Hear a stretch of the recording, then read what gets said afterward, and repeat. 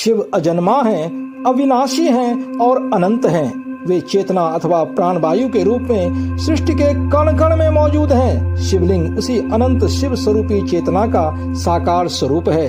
आपने श्री राम और श्री कृष्ण प्रकट लीला के बारे में तो सुना ही होगा, पर क्या आप शिवलिंग प्रकट लीला के बारे में जानते हैं? महान सनातन शास्त्र शिव पुराण के ईशान संहिता में बताया गया है, फाल्गुन कृष्ण चतुर्दश्याम आदिदेवो महानिशि शिवलिंग गतयोद्रुतः कोटि सूर्य समप्रभ।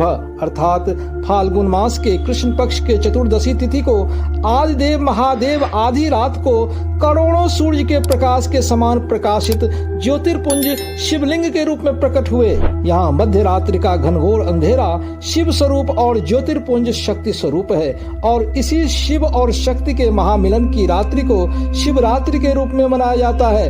अनंत ऊर्जा के स्रोत परब्रह्म शिव निर्गुण यानी कि निराकार हैं। जब ये धरती, आकाश, तारे, नक्षत्र, ग्रह इत्यादि कुछ भी नहीं थे, उस समय भी अदृश्य निराकार आद्य शक्ति शिव अनंत अविनाशी ब्रह्मांडीय ऊर्जा के रूप में मौजूद थे।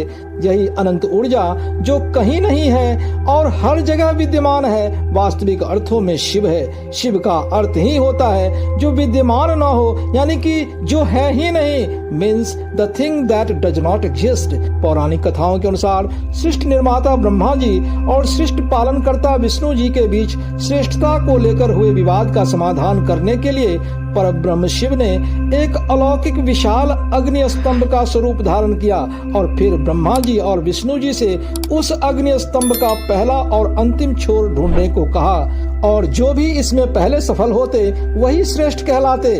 पर दोनों ही उस अग्नि स्तंभ का आर पार ढूंढने में सफल न हो सके।